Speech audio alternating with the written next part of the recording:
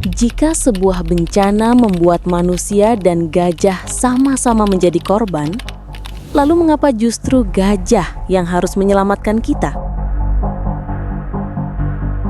Pernahkah kita berpikir betapa ironisnya ketika makhluk yang habitatnya dihancurkan justru dipanggil untuk membersihkan kekacauan yang kita ciptakan? Di Pidijaya Aceh, 4 gajah perkasa didorong masuk ke tengah tumpukan kayu, lumpur dan puing-puing rumah yang hancur. Mereka melangkah pelan di atas tanah yang bahkan manusia pun takut meminjaknya. Dan entah bagaimana, kita menyebut itu sebagai bantuan.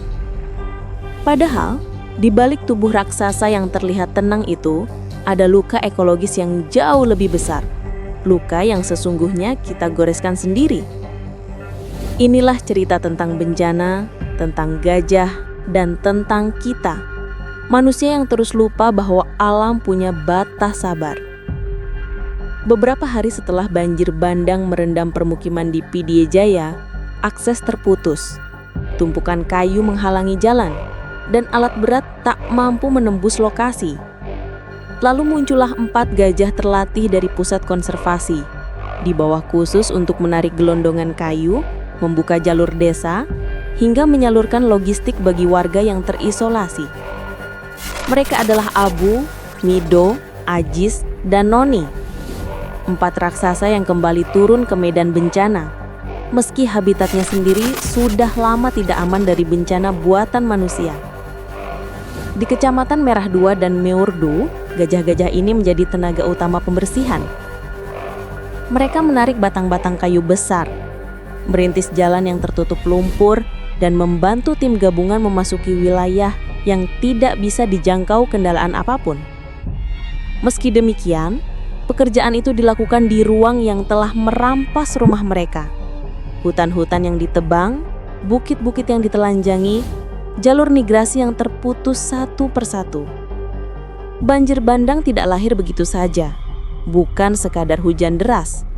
Ini akumulasi dari puluhan tahun rakusnya tangan manusia. Dan kini, dari tempat tinggal yang telah runtuh, gajah kembali dipanggil untuk membantu manusia bertahan hidup. BKSDA memastikan bahwa pengerahan gajah telah direncanakan dengan teliti. Survei lokasi, pengaturan jam kerja, pakan, area istirahat, dokter hewan hingga mobil tangki air yang selalu siaga. Pengawasan ketat memang penting, apalagi medan penuh dengan paku, pecahan kaca, bahkan reruntuhan bangunan. Namun semua kesiapan itu tidak cukup menjawab pertanyaan moral yang menggelitik. Mengapa satwa yang jadi korban kerusakan lingkungan justru harus menanggung beban kerja terberat? Apakah ini bentuk solidaritas antar makhluk hidup atau bentuk ketidakadilan ekologis yang semakin kita anggap wajar? Tragisnya, pada bencana yang sama, seekor gajah liar ditemukan mati terhimpit kayu dan lumpur. Ia terseret banjir di tempat yang dulunya merupakan rumahnya sendiri. Sementara itu, gajah-gajah jinak harus bekerja ekstra keras menyingkirkan material yang kemungkinan berasal dari hutan mereka sendiri. Dua sisi yang melengkapi sebuah kenyataan. Ketika alam rusak, satwa liar selalu menjadi korban pertama. Dan setelah itu, mereka juga yang kita mintai bantuan. Para ahli mengingatkan bahwa banjir bandang di Sumatera berkaitan erat dengan hilangnya kawasan hutan yang berubah menjadi perkebunan sawit, jalan, dan pertambangan. Berkurangnya pohon berarti hilangnya penahan air. Hilangnya hutan berarti hilangnya jalur migrasi gajah. Dalam kondisi ini, setiap tetes hujan berubah menjadi ancaman. Setiap akar yang dicabut memutus satu simpul keseimbangan. Dan setiap lahan yang digunduli memperbesar kemungkinan banjir, longsor, dan kematian satwa. Ketika habitat runtuh, gajah terseret ke pemukiman. Ketika gajah memasuki desa, manusia menganggap mereka ancaman. Ketika banjir datang, manusia meminta bantuan gajah. Siklus ironi yang berputar tanpa henti. Indonesia bukan negara kecil, bukan pula negara tanpa teknologi. Namun entah kenapa, dalam banyak bencana kita kembali mengandalkan tenaga satwa. Gajah untuk menarik kayu, kuda untuk membawa logistik, kerbau untuk menembus sawar banjir. Di mana alat berat menggerak amfibi? Di mana inovasi penanganan bencana? Di mana investasi jangka panjang untuk mitigasi? Jika negara terus menambal lubang dengan solusi darurat, maka satwa akan terus menjadi korban dua kali. Kehilangan habitatnya dan kehilangan hak untuk hidup tenang. Benar, bagi sebagian warga kehadiran gajah adalah anugerah. Anak-anak tersenyum kembali saat melihat mereka. Akses desa terbuka lebih cepat, bantuan sampai lebih mudah. Namun ini bukan sekadar kisah gajah yang membantu manusia.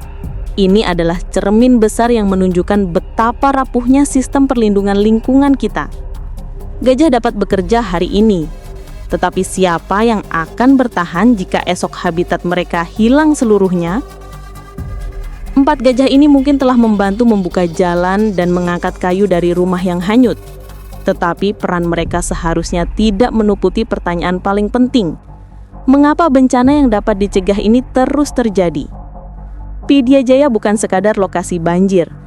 Ia adalah peringatan keras bahwa kita selama ini hidup di atas kerapuhan ekologis yang kita ciptakan sendiri. Dan ketika gajah berjalan perlahan di tengah puing rumah warga, kita semua seharusnya sadar, bukan mereka yang menyelamatkan kita. Kitalah yang harusnya menyelamatkan mereka dan menyelamatkan hutan tempat mereka hidup. Kalau tidak, suatu hari nanti, kita mungkin harus menghadapi bencana tanpa gajah untuk membantu. Karena yang tersisa hanya puing, melumpur, dan penyesalan.